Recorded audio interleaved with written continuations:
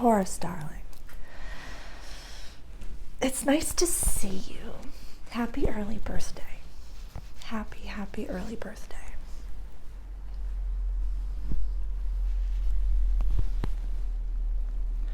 I would like you to tell me a little bit about yourself, Taurus. But I would like you to view me as I really am. Your magical friend. Your alien friend. You know, as the caterpillar in Alice in Wonderland. The question I'd like to ask you, Taurus, is who are you? Really, that's the title of your video. Who are you? This new moon is falling at 29 degrees of Aries, the very last degree before it enters into your season, Taurus. So, and this is vibrational information. This is not egoic. This is not a judgment. These are just the actual energies of the Aries and the actual energies of the Taurus. So Aries is positive, cardinal, fire energy.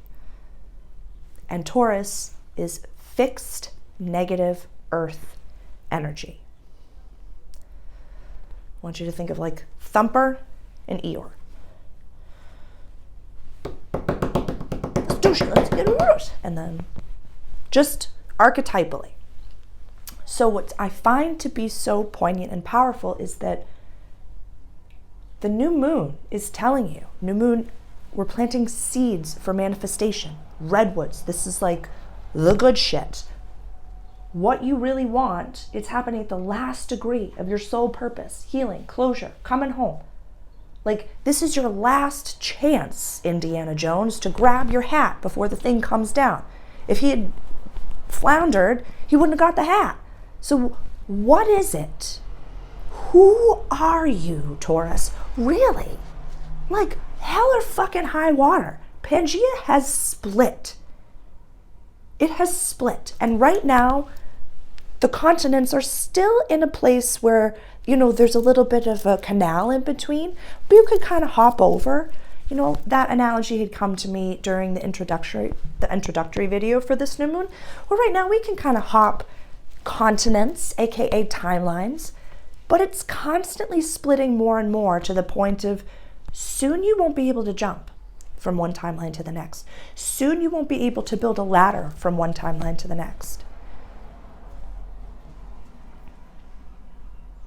Not irreparable damages, but like irreparable choice. Like, you can't take these choices back. You can't undo them, which is amazing. Because you can have what you want, Taurus. You can be the big, bold, bright being that you want to be. Or when I say big, bold, and bright, this could be the most luscious and tended to version of a being. You can have it. You just have to declare it. You just have to script it. You have to tell the universe that you want it. You have to tell yourself, admit to yourself that you want it.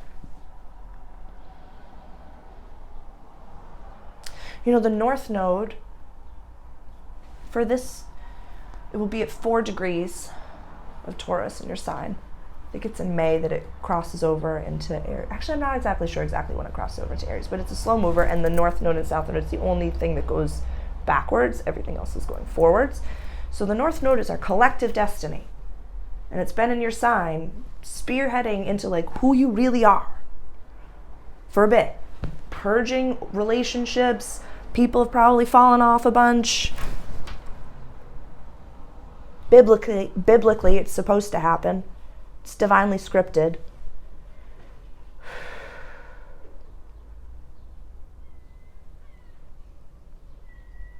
I apologize. My human is recognizing. I'm an Aries sun, so I'm very activated in the middle of this season, but I'm recognizing that the South Node transiting your house of relationships in the sign of Scorpio is that there could have been some significant deaths in your life. So I apologize for my rambunctiousness before. I'm seeing this just in the chart now, so I apologize, and I'm sorry for your loss.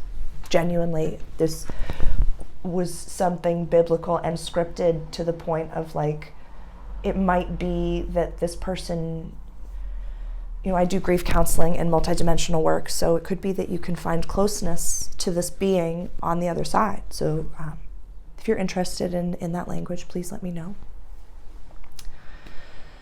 But again, I apologize for my rambunctiousness there. I'm very activated by the sun being in Aries right now. So,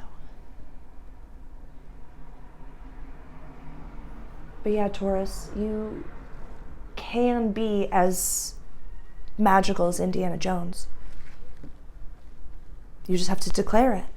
You can be as kept as Grace Kelly.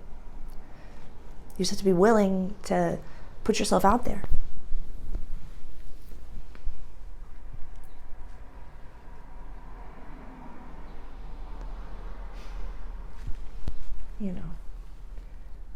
It's Pluto. It's in your house of legacy and public image and career. It'll dip back down into Capricorn a little bit and won't fully be in this house. We get a few more months of it just dipping into your house. So, and I think it's like November, December of 2024. It'll fully be in your house, this house, and this will be here for 20 years. So the reason that I mention this is like this is your foundation, Taurus. This is your fixed foundation that you can have it, but don't falter right before you get to the end of the diving board. Like, don't question yourself. Reach for the hat. Who are you really? Who do you want to be? We just need you to say it. We just need you to say it.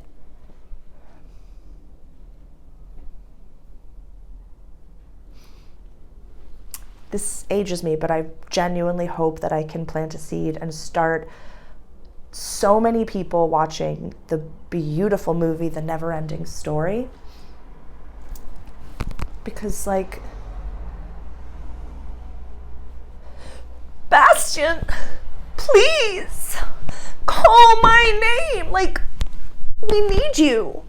We need you. You're that important, Taurus. You're that important. You're that special. We need you. Call my name. Help us.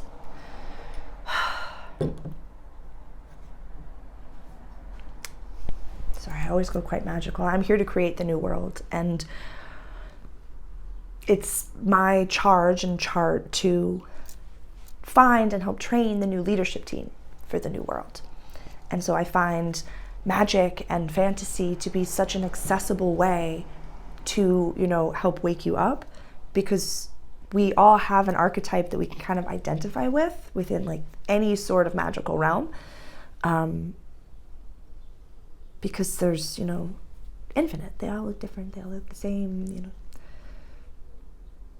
But yeah, please watch The Never-Ending Story and remember that you are that important, Taurus. You are that special. You are that necessary.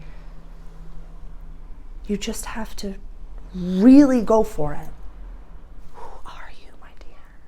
Tell the universe. And don't let anyone ever tell you that you're less than spectacular. Ciao.